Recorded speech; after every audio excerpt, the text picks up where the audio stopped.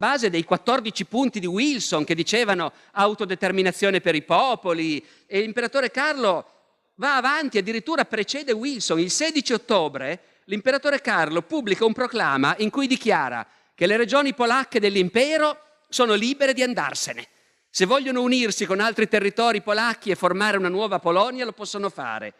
E la parte ungherese può essere indipendente se vuole, e la parte austriaca diventerà uno Stato federale di 4 nazionalità: tedesca, ceca, jugoslava e ucraina.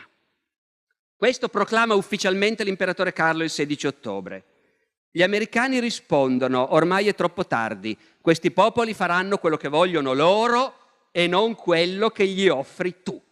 La pace si farà soltanto sulla base del fatto che ogni nazionalità dell'impero austriaco decide in piena libertà tutto quello che vuole fare. In effetti, il 14 ottobre